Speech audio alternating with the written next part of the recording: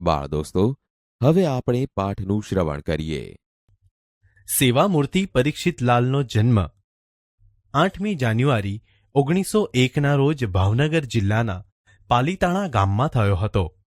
તેમના પિતા લલ્લુભાઈ દેશી રાજ્યમાં શિરસ્તેદાર હતા. તેઓ જ્ઞાતિએ કાયસ્થ બ્રાહ્મણ હતા. પરીક્ષિતલાલ નાના હતા ત્યારથી જ તેમનામાં બીજાને મદદરૂપ થવાનો ગુણ વિકસ્યો હતો. પાલીતાણામાં પછાત વર્ગના લોકોને પોસ્ટ ઓફિસમાંથી પોસ્ટકાર્ડ લાવી લખી આપતા. આ ગુણ એમણે મૃત્યુ સુધી જાળવી રાખ્યો. તેમની ઈચ્છા ભણીને ડોક્ટર થવાની હતી. તેઓ હોશિયાર વિદ્યાર્થી હતા.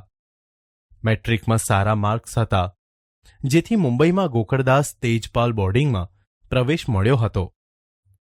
આ બોર્ડિંગમાં ફર્સ્ટ ક્લાસ વિદ્યાર્થીને જ પ્રવેશ મળતો. તેમનું શરીર ગોરું, સ્વસ્થ અને સુડોળ હતું. ચહેરો હસમુખો હતો. દેખાવમાં આકર્ષક હતા. આ તેમનું બાહ્ય રૂપ હતું. અંતરનું રૂપ તો એનાથી પણ વધારે આકર્ષક હતું. કામ કરવાની નિષ્ઠા, શુદ્ધ ચારિત્ર્ય અને દ્રઢ સંકલ્પથી એમના અંતરનું રૂપ દીપી ઉઠતું હતું. એ સમય ગાંધીજીની આઝાદીની ચળવળનો સમય હતો. આખા ભારત દેશમાં આઝાદીના આંદોલનોનો માહોલ હતો. ગાંધી બાપુની હાકલથી અંગ્રેજી શિક્ષણનો બહિષ્કાર કર્યો. અમદાવાદ આવ્યા અને દેશભક્તિથી પ્રેરાઈને ગુજરાત વિદ્યાપીઠમાં જોડાયા. આસુદમલ ગિદવાણી ગુજરાત વિદ્યાપીઠના આચાર્ય હતા. ત્યાં આચાર્ય શ્રી ગિદવાણીનું માર્ગદર્શન મળ્યું. અર્થશાસ્ત્ર વિષય સાથે સ્નાતક થયા. ભણતા ભણતા વાડજ અને પાલડી પાસેના કોચરબ ગામના દલિતવાસમાં ગુજરાત વિદ્યાપીઠે શરૂ કરેલી રાત્રિ શાળામાં અધ્યાપન કાર્ય શરૂ કર્યું. આશ્રમમાં રૂં પીંજી, પૂણી બનાવી જે 10-15 રૂપિયા કમાતા હતા તેમાંથી પોતાનું ગુજરાન ચલાવતા હતા. આચાર્ય શ્રી ગિદવાણીના ટુમોરો નામના માસિકનું પ્રૂફ જોવામાં મદદ કરતા. રાત્રિ વર્ગોના અધ્યાપન કાર્યને લીધે દલિત જન સેવા જ તેમનું જીવન કાર્ય બની ગયું. લોકોના માનસ પર ધર્મની જડતાની જબરી પકડ હતી. જે કોઈ આ લોકોની સેવાનું કાર્ય કરતા તેને તિરસ્કારતા અને બહિષ્કાર કરતા. એવા કપરા સમયમાં પરીક્ષિતલાલ મજમુદારે સેવાને પોતાનો જીવનમંત્ર બનાવ્યો હતો. દલિત જન સેવાને પોતાનું શ્રેય અને પ્રેય સમજી મામા સાહેબ ફડકે પાસેથી સેવાની દીક્ષા લીધી. પૂજ્ય મોટા મામા સાહેબ ફડકે અને ઠક્કર બાપા સાથે અંત્યજ સેવા મંડળમાં એમણે સહમંત્રી તરીકે કામ કર્યું. પરીક્ષિતલાલ કર્મયોગી હતા. રાત દિવસની પરવા કર્યા વગર સતત ગામડા ખૂંદતા રહેતા. પ્રવાસેથી થાકીને આવ્યા હોય તો પણ બાળકોને નવડાવતા. કપડાને સાબુ ઘસતા શીખવતા. શાક સમારતા, ચોખાને મોણ દેતા અને ગીતો ગવડાવી આનંદ આપતા. બાળકોને માની મમતાથી જમાડતા. આ એમનું મનગમતું કામ હતું. હરિજન સેવક સંઘના તેઓ સ્થાપક સભ્ય હતા. પછીથી તેના મંત્રી અને પ્રમુખ બન્યા હતા. તેમણે નવા છાત્રાવાસો અને રચનાત્મક પ્રવૃત્તિઓ શરૂ કરાવી હતી.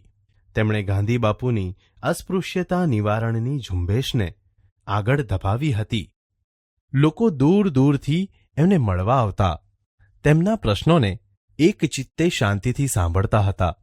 તેઓ દલિત બાળકોનો શાળા પ્રવેશ, બસમાં બેસવા દેવા માટેનો સત્યાગ્રહ, મંદિર પ્રવેશ, શિક્ષિતોને ટકાવારી મુજબ નોકરીઓ અપાવવી વગેરે પ્રશ્નોમાં આઠે પહોર તડકો છાંયડો જોયા વગર ને થાકની પરવા કર્યા વિના તન, મન અને ધનથી મદદ કરતા.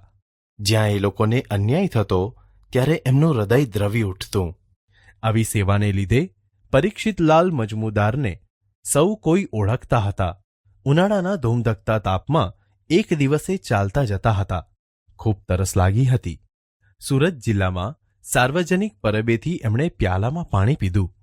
કોઈ અબૂધે તેમને ગાલે તમાચો માર્યો. દવાખાનામાં સારવાર લેવી પડી. તેમ છતાં તેમણે પેલા માણસના વિરુદ્ધમાં એક શબ્દ પણ ઉચ્ચાર્યો ન હતો.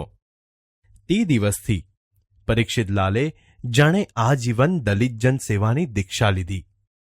ત્યાર પછી દલિતના વકીલ બનીને ગુજરાતમાં જ નહીં પણ આખા ભારત દેશમાંથી અસ્પૃશ્યતા દૂર કરવાને સફાઈ કામદારોના માથેથી નરકના ડબ્બા હટાવવા બેખ લીધો.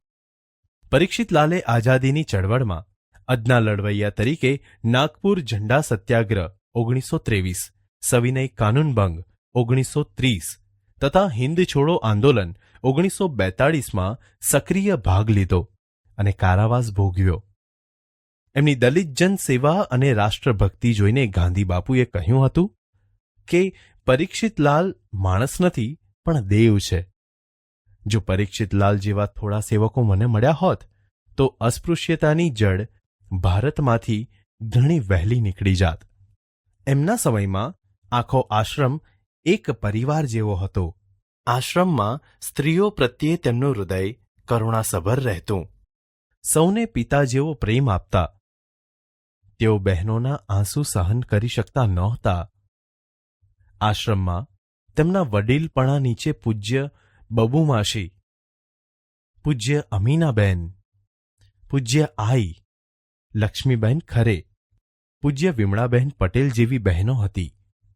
ગમે તે વ્યક્તિ ગમે ત્યારે તેમની પાસે નિઃસંકોચ પહોંચી પોતાની મુશ્કેલી રજૂ કરી શકતી હતી. બહેનોના કિસ્સામાં લગીરેય શેષ શરમ રાખ્યા વિના ગમે તેવી વ્યક્તિ પાસેથી ખુલાસો માગતા. દરેકને મદદ કરી સાચું માર્ગદર્શન આપતા. દીકરીઓ માટે તેમણે વિનય મંદિર અને અધ્યાપન મંદિરની સ્થાપના કરી. દીકરીઓ શિક્ષિત બની આર્થિક સ્વતંત્રતા પ્રાપ્ત કરે અને સ્વમાનથી જીવન જીવે તેવું તેમનું ધ્યેય હતું. વિદ્યાર્થીની પીટીસી પાસ કરે કે તુરંત તેને નોકરી મળે તેવા નિષ્ઠાભર્યા પ્રયત્નો કરતા. ચારે બાજુ એમની એવી છાપ હતી કે એક ફોન માત્રથી છોકરીઓને નોકરી મળી જતી. ગામડામાં કોઈ છોકરીઓને તકલીફ પડતી તો તે પોતે ગામમાં પહોંચી જતા અને તકલીફ દૂર કરવા પ્રયત્ન કરતા. પરીક્ષિતલાલે આજીવન સફાઈ કામદારો અને દલિત લોકોની સેવામાં પોતાનું સમગ્ર જીવન સમર્પિત કર્યું હતું.